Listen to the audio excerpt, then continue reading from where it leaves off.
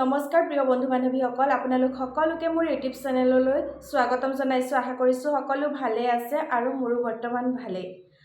আজি মই আপোনালোকৰ শিশুসকলৰ আত্মবিশ্বাস কেনেকৈ বৃদ্ধি কৰিব তাৰে কিছু টিপছ লৈ আহিছোঁ।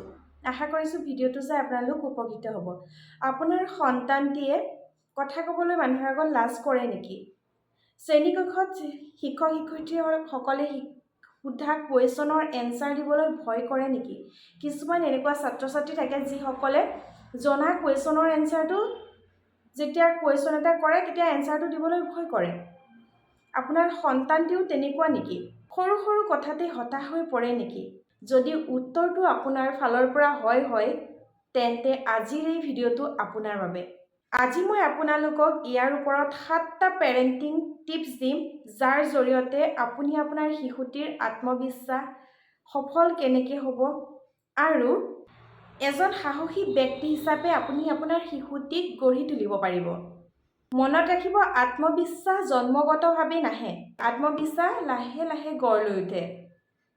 আৰু ল'ৰা ছোৱালীসকলৰ আত্মবিশ্বাস গঢ়ি উঠাত আপোনালোকৰ ভূমিকা অধিক থাকে।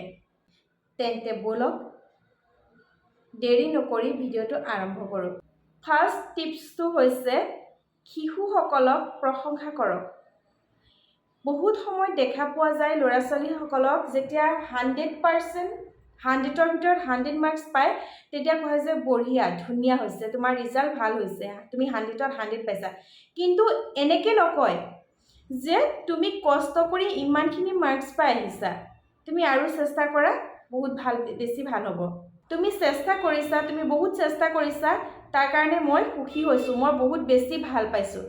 এই শব্দটো ব্যৱহাৰ কৰিব। 100ত 100 পোৱাটো প্ৰশংসা কৰাতকৈ সি যে চেষ্টা কৰি সি মাৰ্কছটো পাইছে তাৰ ওপৰত বেছি গুৰুত্ব দিব, মানে চেষ্টাটোকহে বেছি গুৰুত্ব দিব, মাৰ্কছটোক নহয়।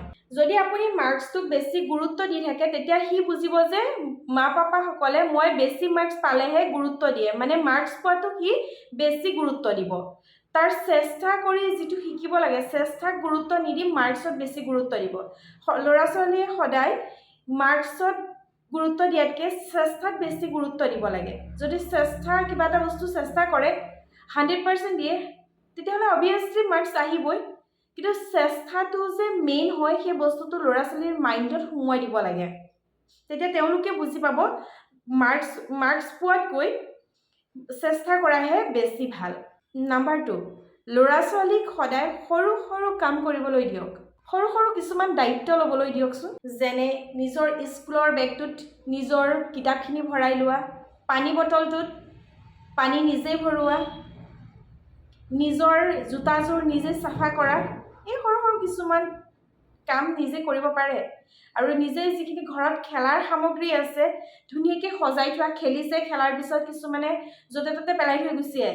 কিন্তু তেওঁলোকক কি শিকাব লাগে যে তুমি তোমাৰ বস্তুখিনি ধুনীয়াকৈ পৰিপাটিকৈ ৰাখা।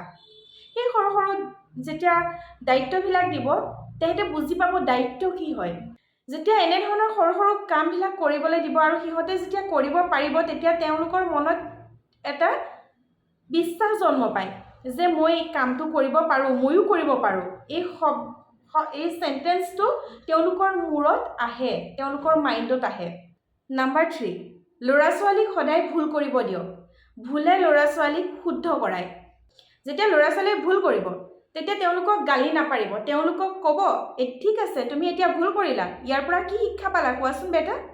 যেতিয়া এনেকৈ ক'ব তেতিয়া ল'ৰা ছোৱালীৰ মনত সদায় কি ভাৱ এটা আহিব, ইতিবাচক ভাৱ এটা আহিব যে এই বস্তুটো কৰিলে এইটো হয়, সেইকাৰণে মই নেক্সট টাইম এই কামটো আৰু কেতিয়াও নকৰোঁ, এইটো মোৰ ভুল হৈছে। সেইকাৰণে ল'ৰা ছোৱালীক ভুল কৰিব দিব লাগে, ভুলৰ পৰাই শুধৰণি হয় আৰু শিক্ষাৰ এটা অংশই হয় ভুলটো। নাম্বাৰ 4, তুলনা নকৰিব। আপুনি আপোনাৰ সন্তানটিক বেলেগ সন্তানৰ সৈতে কেতিয়াও তুলনা নকৰিব। চোৱা আমুকৰ ল'ৰাই ইমান মাৰ্কছ পাইছে, তুমি কিয় পোৱা নাই, এই শব্দটো কেতিয়াও ব্যৱহাৰ নকৰিব। যেতিয়া আপুনি ক'ব যে আমুকৰ ল'ৰাই ইমান মাৰ্কছ পাইছে, তোমাৰ বন্ধুটোৱে ইমান মাৰ্কছ পাইছে, তুমি কিয় নাপালা, তেতিয়া তেওঁলোকৰ মনত কি ভাৱ এটা আহিব যে মোৰ বন্ধুটোৱে ইমান পাইছে, মই নোৱাৰিম চাগে। তেওঁলোকৰ মনত যিটো পাৰিম আত্মবিশ্বাস থাকে সেই শব্দটো নাইকিয়া হৈ লাহে লাহে সেই শব্দটো নাইকিয়া হৈ যায়। মানে আত্মবিশ্বাস তেওঁলোকৰ লাহে লাহে কমি যাবলৈ আৰম্ভ কৰে যেতিয়া বেলেগৰ লগত তুলনা কৰিব। সন্তানক আনৰ লগত তুলনা নকৰি তেওঁ আগৰ অৱস্থাৰ লগত তুলনা কৰক, যে তুমি আগতে ইমান পাইছিলা, এতিয়া তাতকৈ বেছি আহিছে মাৰ্কছ, তাৰ লগত তুলনা কৰক। বেলেগৰ লগত কেতিয়াও তুলনা কৰিব নালাগে। নাম্বাৰ 5, শিশুসকলৰ কথা মন দি শুনক। যেতিয়া শিশুসকলে আপোনালোকৰ লগত কথা পাতিব বিচাৰে, কিবা ক'ব বিচাৰে, কিবা সুধিব বিচাৰে, তেতিয়া আপুনি তেওঁলোকৰ কথা মন দি শুনক। আপোনাৰ লগত থকা স্মাৰ্টফোনটো আঁতৰাই ৰাখক, তেওঁলোকক গুৰুত্ব দিয়ক। তেতিয়া নেক্সট টাইম যেতিয়া আপুনি কিবা কথা ক'ব, তেতিয়া তেওঁলোকেও কি কৰিব, গুৰুত্ব সহকাৰে শুনিব। যেতিয়া আপুনি তেওঁলোকক গুৰুত্ব দিব, তেতিয়া আপোনাকো তেওঁলোকে বহুত গুৰুত্ব দিব। যেতিয়া আপুনি স্মাৰ্টফোনটো আপোনাৰ হাতৰ পৰা আঁতৰাই ৰাখি তেওঁৰ কথা গুৰুত্ব দিছে, তেতিয়া তেওঁলোকৰ মনত এটা ভাৱ হয়, মা পাপাই মোৰ কথাৰ মূল্য দিছে। তেওঁলোকৰ মনত এটা সাহস আহে, ইতিবাচক চিন্তা আহে। নাম্বাৰ 6, নতুন কামৰ সুযোগ দিয়ক, নতুন অভিজ্ঞতাৰ সুযোগ দিয়ক। গান গাব দিয়ক, ড্ৰয়িং কৰিব দিয়ক, কবিতা আবৃত্তি কৰিব দিয়ক, আকস্মিক বক্তৃতাত যোগদান কৰিব দিয়ক।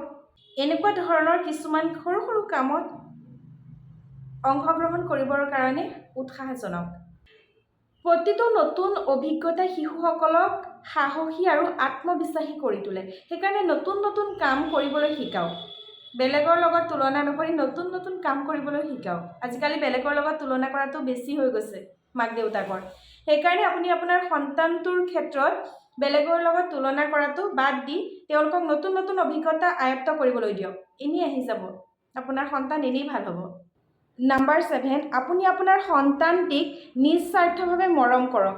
এওঁলোকৰ মনত এনেকুৱা ভাৱ নাহক যাতে মই ইমান মাৰ্কছ পালেহে মোৰ মা দেউতাই আমুকটো বস্তু দিয়ে, মোক মৰম কৰে। তেওঁলোকৰ মনত এনেকুৱা এটা ভাৱ আহিব দিয়ক, মোৰ মা পাপাই মই সফল হওঁ বা মই ব্যৰ্থ হওঁ, মা পাপা সদায় মোৰ লগত সদায় আছে। এনেকুৱা ধৰণৰ যেতিয়া ভাৱ তেওঁলোকৰ মনলৈ আহিব, তেতিয়া তেওঁলোকৰ এটা কথাই মনলৈ আহিব, মই নিৰাপত্তা, মই মা দেউতাৰ ওচৰত সদায় নিৰাপত্তা, আৰু মোৰ লগত যেতিয়া মা দেউতা আছে মই সকলো কৰিব পাৰিম, সাহসী হয়। তেওঁৰ প্ৰিয় অভিভাৱকসকল,